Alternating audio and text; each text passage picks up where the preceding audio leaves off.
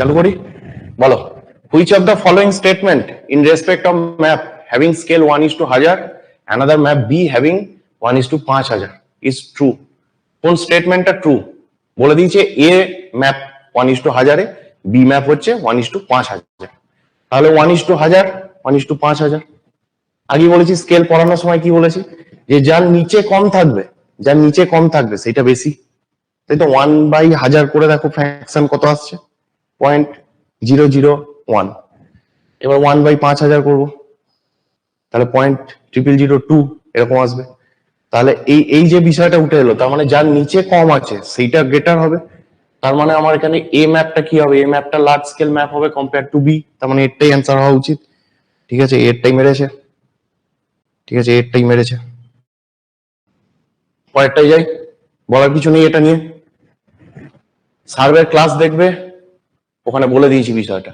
Distance between two brass ring in a surveyor's chain, এ বলো এটা কি হবে? দেখো মেট্রিক চেনে যদি বলতাম তাহলে কি হতো আগে বলো, দুটো ব্রাশ রিং এর distance in a metric chain যদি বলতাম তাহলে কত হতো সেইটা আগে বলো। 1 মিটার।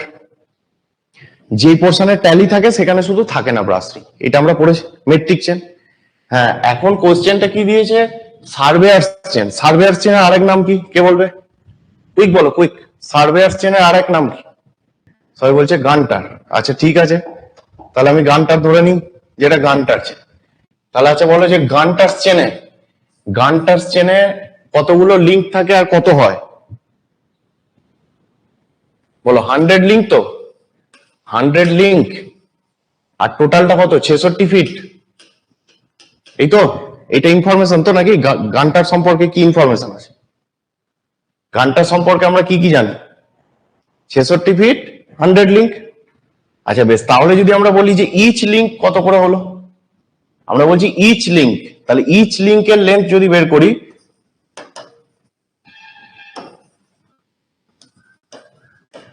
তার মানে হচ্ছে 66/100।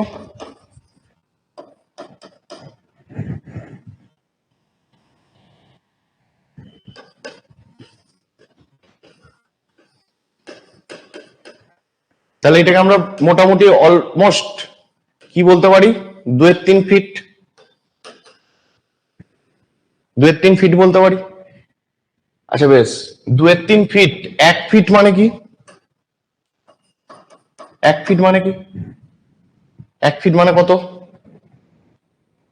মোটামুটি 30 সেন্টিমিটার স্কেল 1 ফিট।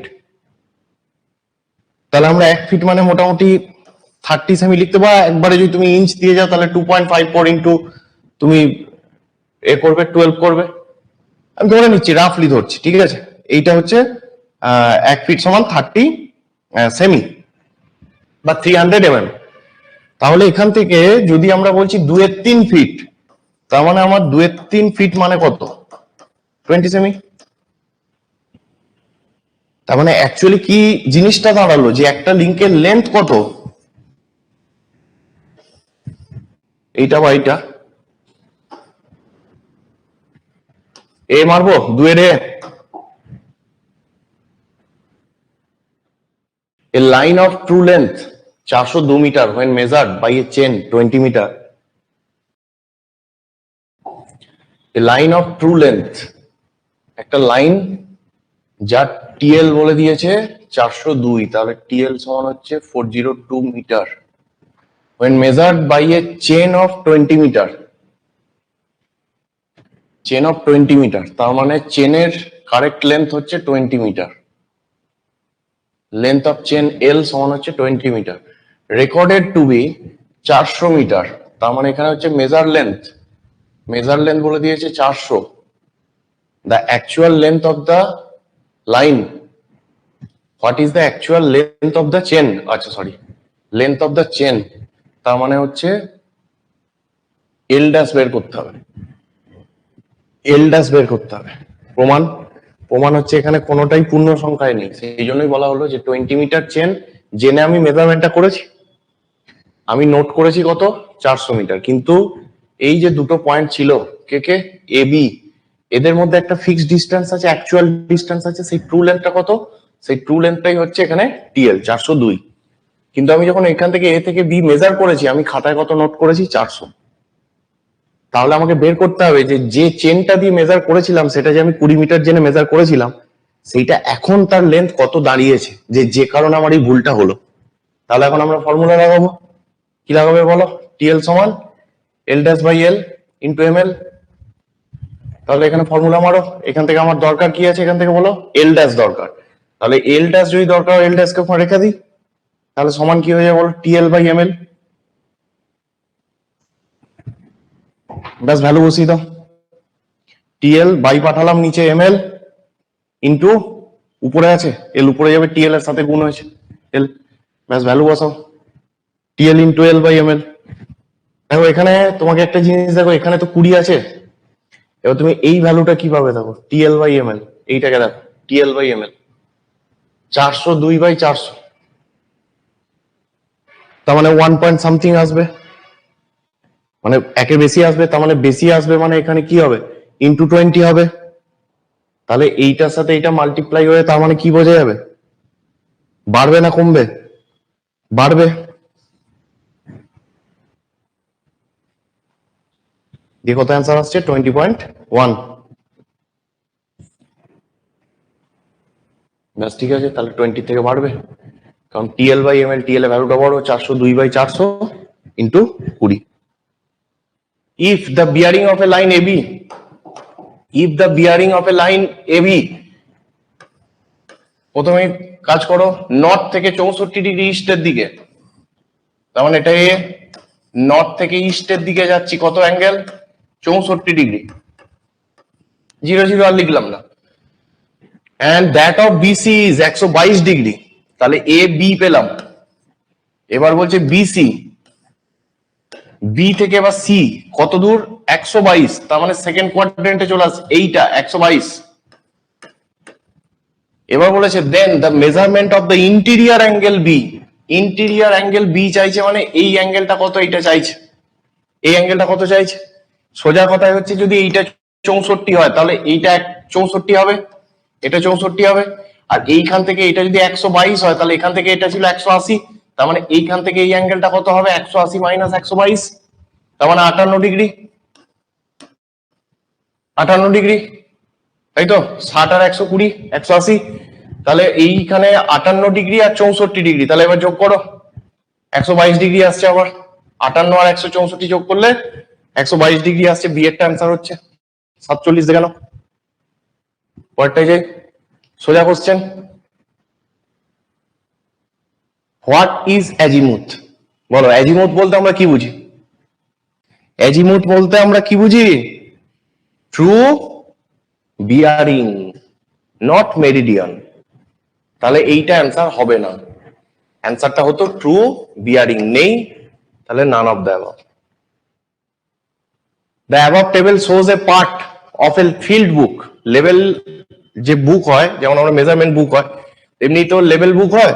তো লেভেলের ফিল্ড বুকের কিছু পার্ট আমাকে এখানে তুলে দিয়েছে, দিয়ে কি বলছে? Value of x should be. তাহলে এখানে ভ্যালু অফ এক্স, এই যে এখানে এক্স বসানো আছে, এইটা ভ্যালু বের করতে হবে। এর মানে হচ্ছে যে আমার গল্পটা কি বলতে চাইছে একবার দেখে নাও।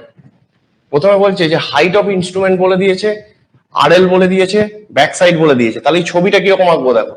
দেখো প্রথমে কি বলে দিয়েছে দেখো, বেঞ্চমার্ক, রিমার্কস দেখো, বেঞ্চমার্ক ভালো করে পড়ো। বেঞ্চমার্ক, বেঞ্চমার্কের আরএল কত?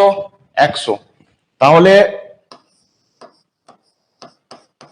এটা একটা বেঞ্চমার্ক যার এইটা মিন সি লেভেল থেকে কত উপরে আছে? 100 মিটার উপরে আছে, 100 মিটার অ্যাবভে আছে। কোথা থেকে? এমএসএল থেকে, মিন সি লেভেল থেকে কত উপরে? 100 মিটার। তাহলে এটা হচ্ছে একটা বেঞ্চমার্ক। এবার বেঞ্চমার্কের উপরে যখন ব্যাক সাইড রিডিং নিচ্ছি তখন সেটা ভ্যালু দিচ্ছে 2.3। তার মানে এখানে স্টাফ ধরেছি, তাহলে এই যে জিরো মার্কিং আছে স্টাফের এখানে, তাহলে এখানে 2.3 তে কাট করে গেল। এই যে 2.3 তে কাট করে গেল এই লাইনটা, তাহলে 2.3 তে যখন এখানে কাট করলো এইখানে, তার মানে আমার যখন ইনস্ট্রুমেন্ট বসানো আছে, এই ইনস্ট্রুমেন্টের যে হাইট অফ ইনস্ট্রুমেন্ট, এই যে লাইনটা, এর আরএল কত হলো? তাহলে 100 প্লাস 2.3, তার মানে 102.3, দ্যাট ইজ হচ্ছে হাইট অফ ইনস্ট্রুমেন্ট। এইটা 102.3। এই অবধি আমরা বুঝে গেছি। এবারে দেখা যাচ্ছে যে একটা ইন্টারমিডিয়েট সাইট পেয়েছি, যে আমি হচ্ছে 1.3 ইন্টারমিডিয়েট সাইট পেয়েছি 1.3। ধরে নি যে এইখানে বেঞ্চমার্কটা এইভাবে যাচ্ছে, আর হাইট অফ ইনস্ট্রুমেন্টটাকে আমি আবার কি করব, স্ট্রেট করব। এই এখন ইন্টারমিডিয়েট কোন একটা পয়েন্ট আছে বি, তাহলে এই এ পয়েন্টটা কোথায় ছিল, এইটা হচ্ছে এ ছিল, বেঞ্চমার্কের উপরেই এ একটা স্টেশন নিয়েছি যেখানে ব্যাক সাইড রিডিং পেয়েছিলাম এইটা। ইনস্ট্রুমেন্ট এখানে আছে, ইন্টারমিডিয়েট একটা পয়েন্ট হচ্ছে বি, ধরে নিচ্ছি আমি বি পয়েন্ট হচ্ছে এখানে, এখানে যখন স্টাফ ধরেছি এখানে কত কাট করেছে 1.3 মিটার, 1.30 আছে এখানে, হলো। তাহলে এইটার আরএল কত পেয়েছিলাম আমি, বি পয়েন্টের আরএল কত পেয়েছিলাম, তাহলে 102.3 থেকে যদি 1.3 বাদ দিই তাহলে দেখো 101 আসবে। তাহলে সেইটা হচ্ছে এই পয়েন্টের বি পয়েন্টের আরএল দেওয়া আছে, বি পয়েন্ট তার আরএল ভ্যালু হয়ে গেছে। এটা জানার দরকার ছিল না, আমাকে জানতে হতো সি পয়েন্টে যে স্টাফটা ধরেছি সেখানে যে ফোরসাইট রিডিং, তার মানে এইখানে স্টাফ ধরেছি এটা সি পয়েন্ট, এখানে 0 আছে, এইটা কোথায় লেভেলে কাট করে গেল আবার 2.3 তে। তাহলে এখন বলছি সি এর আরএল কত, তার মানে এই যে 102.3 এইচআই পেয়েছিলাম হাইট অফ ইনস্ট্রুমেন্ট মানে কোলিমেশন লাইনের লেভেল, সেখান থেকে আমি ফোরসাইট রিডিং 2.3 যদি আমি নেমে আসি তাহলে সি এর ভ্যালু পাবো। তাহলে সি এর আরএল সমান কত হবে, ওই এইচআই মাইনাস ফোরসাইট। তার মানে হচ্ছে আমি এত কিছু না দেখে আমি ডাইরেক্ট একদম এইটা ধরে করে দিতে পারতাম, যদি আমার কনসেপ্ট ঠিক থাকে আমি এখান থেকে ডাইরেক্ট শুধুমাত্র এইটুকু কষে দিয়ে বেরিয়ে যাবো। বা এখানে দেখবো যে ব্যাক সাইড যা আছে ফোর সাইডও তাই আছে, তাহলে এই পয়েন্টে আরএল যা ছিল তাহলে এই পয়েন্টে আরএলও তাই থাকবে। ঠিক আছে, তাহলে এক্সটা ছিল আরএল এ, তাহলে সেইটা বের করতে বলেছে। এখন কোশ্চেনটা এইখানে আমি 100 বসিয়ে দিতে পারতাম, এই জায়গায় এক্স করে দিতে পারতাম, হলো। বেশ, তাহলে আমার ভ্যালুটা বি হলো 60 B 100 metre. Which one of the following gives the correct distance between lighthouse and a ship when the lighthouse, whose height is 50 meter, is visible just above the horizon from the ship? এখানে কি আছে, এখানে একটু অন্যরকম আছে কোশ্চেনটা, তাই তো। Which one of the following gives correct distance between the lighthouse and a ship when the lighthouse, whose height is 50 meter, is visible just above the horizon from the ship? তাহলে এখন ডিসটেন্সটা চাইছে নাকি। এখন একই কেস, এখানে জাহাজ আছে, জাহাজ কোথায় আছে, হরাইজনে আছে, জাহাজ থেকে কেউ একজন দেখছে, কি দেখছে, লাইট হাউস দেখছে। তাহলে লাইট হাউসের এই যে হাইট এইটা কত, 50 মিটার বলে দিয়েছে, আর চাইছে আমাকে কি correct distance between lighthouse and ship, তার মানে এইখান থেকে এই ডি এইটা বের করতে হবে। তাহলে ডি ইন কিলোমিটারে পাবো, যদি আমি এইচ কে পুট করি তাহলে আমরা একটু আগে কি শিখলাম, এইচ সমান 0.0673 ডি স্কোয়ার। এটা কেন কম্বাইন কারেকশনের জন্য নিচ্ছি 0.06টা, শুধুমাত্র যদি কার্ভেচারের জন্য বলে, শুধুমাত্র রিফ্র্যাকশনের জন্য বলে তাহলে তখন আমি এই ফ্র্যাকশনটা চেঞ্জ হবে, যেহেতু কিছু বলা নেই সেই জন্য কম্বাইন কারেকশন ধরে করছি। এখন এইখানে যেটা বিষয় সেখানে হচ্ছে ডি আগে এইচ বের করতে হতো, ডি কে পুট করে দিতাম তাহলে এইচ তো বেরিয়ে যেত, এতক্ষণ ধরে শিখলাম। এখন যদি এইটাকে আমরা করি, এইটার ক্ষেত্রে আমার কি হবে, এখানে ডি ডি টু নয় সরি ডি স্কোয়ার, ডি সমান যদি বের করি তাহলে আমার কি হবে, এইচ বাই 0.0673 রুট, এইটা হবে ডি এর ভ্যালু। তাহলে এখানে 50 বাই এইটা তার রুট, এটা তো হেজাহেজি ব্যাপার, সেই জন্য এখানে কায়দা করে আমরা কি করব, এইটাকে আমরা কি করব, রুট এইচ কে আলাদা করে দেবো, আর একটা হচ্ছে রুট 1/0.0673 এইটাকে আলাদা করে দেবো। দেখো এইটার ভ্যালু যদি তুমি কষো তাহলে এটার ভ্যালু আসবে 3.85, কষে দেখে নেবে। তাহলে 3.85 রুট এইচ, এটা হচ্ছে ফর্মুলা মনে রাখার। এই যে রুট যখন ডি বের করতে হচ্ছে তখন পরীক্ষার হলে এত ক্যালকুলেশন করা যাবে না, তুমি দেখবে রুটের ভিতরে 1 বাই যদি 1.0673 করি তাহলে এটা আমার অ্যান্সার আসবে 3.85। এবার যখনই এইটা গল্প দিয়েছে, এবার এইচ এর ভ্যালু যখন 50, তাহলে এবার তুমি এখানে বসাবে যে 3.85 ইন্টু রুট 50, রুট 50 মানে 7 7 49, তুমি এবার রাফলি ক্যালকুলেট করো যে 3.85 ইন্টু 7ই ধরে নাও, তাহলে কত হবে, ওই 4 7 28, 3 7 21, 21 থেকে 28 এর মধ্যে দেখো ভ্যালু কি আছে, 21 থেকে 28, এই বাবা, ঠিক আছে। তাহলে 21 থেকে 28, তাহলে 3.5 এর বেশি, তার মানে এইটাই অ্যান্সার হবে, বি এরটা হবে, 23 হবে না, 23 হবে না, বি এরটা হবে। কেসটা বোঝা গেল, 3 7 21, 4 7 28, তার মানে 3.85 মানে নিয়ার অ্যাবাউট 4, তাহলে 4 7 28 এর কাছাকাছি যেটা সেইটা হবে 27 হবে। চলো পরে question 27.26 next. Refraction error is, বলো রিফ্র্যাকশন কারেকশন যেটা বা রিফ্র্যাকশন যে এরার, ভ্যালুটা তো একই, কারেকশন আর এরারের ভ্যালুটা একই, শুধু ডিফারেন্স হয় কিসে, সাইনে। তাহলে রিফ্র্যাকশন আর এরারের ভ্যালুটা কত, কার্ভেচারের কত, কুইক কুইক কুইক, 1/7, কার্ভেচারের 1/7। আর যদি বলতো কম্বাইন্ড যদি বলতো তাহলে তখন আমরা 6/7 অফ কার্ভেচার মারতাম। কম্বাইন্ড যদি বলতো তাহলে 6/7 অফ কার্ভেচার, রিফ্র্যাকশন কত না 1/7 অফ কার্ভেচার। চলো 82 বলো, which of the following represents a correct match, movable hair method.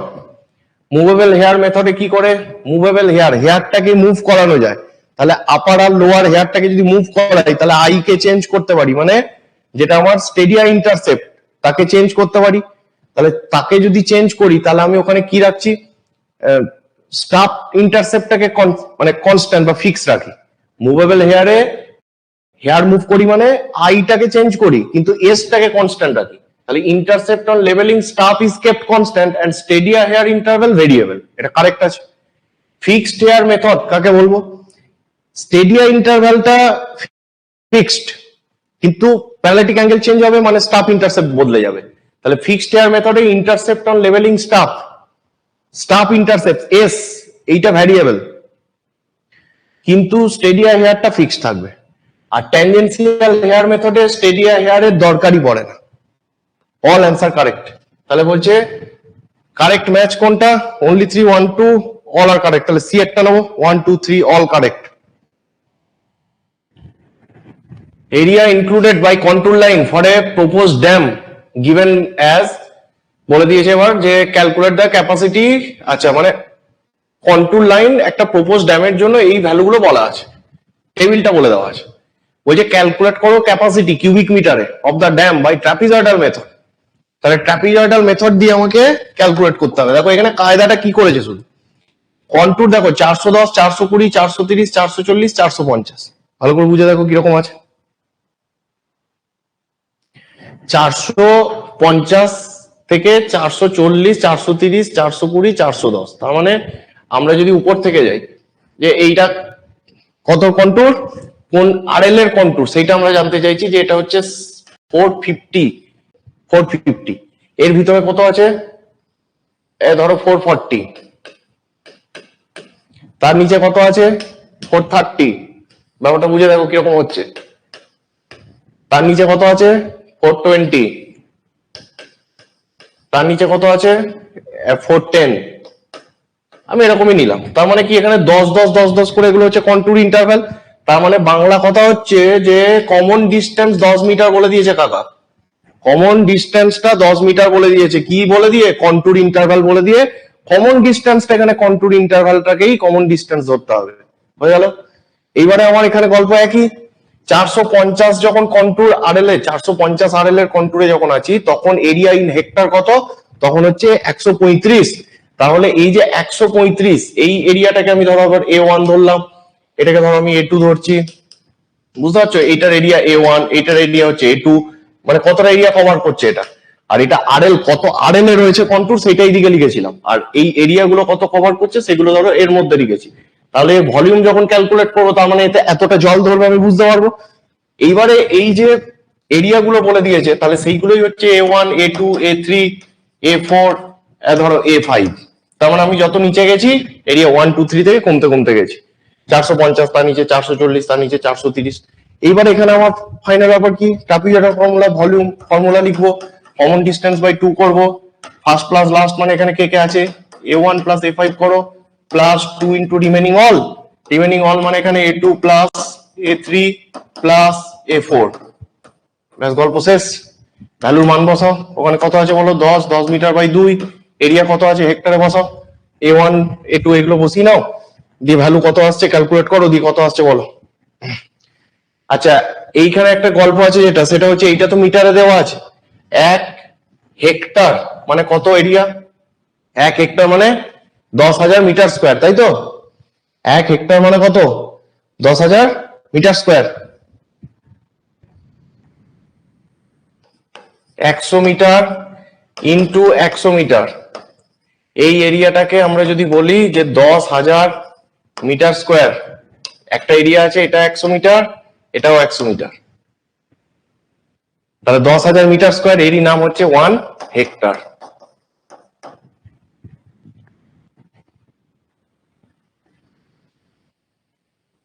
তাহলে 10,000 মানে কটা শূন্য? 4টে শূন্য, তাহলে 1 2 3 4, ব্যাস। তুমি এই 4টে ভুলে যাও, তুমি এইখান থেকে দেখো যে কত হেক্টর মিটার আসছে, তুমি দেখে নাও, তাহলেই হবে। এইটা ক্যালকুলেট করে এই কত হেক্টর মিটার মিলছে দেখে নাও, পেয়ে যাবে। হয়েছে? কত অ্যান্সার আছে এটা? 5300 এটা আসছে নাকি? এটা বেরোচ্ছে, সি হবে 93। ঠিক আছে। Sag type vertical curve provided, sag curve provided. পরপর দেখো, প্রত্যেকটা ছবি দেখো। when milder downgrade followed by steeper downgrade, দেখো মাইল্ডার ডাউনগ্রেড, এই একটা ডাউনগ্রেডে যাচ্ছি, যেতে যেতে এবার কি হচ্ছে, স্টিপ ডাউনগ্রেডে যাবো। এবার স্টিপ ডাউনগ্রেডে যাচ্ছি, মানে কি, এখানে যা থিটা অ্যাঙ্গেল ছিল এখন তার থেকে থিটা বেড়ে গেছে, মাইল্ড স্টিপ থেকে কি করছি, steep downgrade, milder downgrade to steep downgrade. তাহলে এখানে যে কার্ভটা লাগবে দ্যাট ইজ হচ্ছে সামিট কার্ভ লাগবে, তাহলে এটা হচ্ছে সামিটের জন্য। when upgrade is followed by downgrade, upgrade গেলাম, downgrade গেলাম, কি কার্ভ লাগবে? Again summit. when steeper downgrade, আচ্ছা ঠিক আছে, নামছি, ডাউনগ্রেডে নামছি, থিটা যা আছে স্টিপ, এটা স্টিপার ডাউনগ্রেড, এবার ফলো করবে মাইল্ডার ডাউনগ্রেড কে, তার মানে এবার থিটা কমে গেল, তাহলে এখানে কি কার্ভ দেবো? এখানে ভ্যালি কার্ভ দেবো, তাই তো? তাহলে কি অ্যান্সার হবে? 100, সি অ্যান্সার হবে। এইখানে যদি বলে দিত, স্যাগ না বলে যদি সামিট বলে দিত, স্যাগ বা ভ্যালি না বলে যদি সামিট কার্ভ বলে দিত, তাহলে অ্যান্সার করতাম তখন বোথ এ এন্ড বি।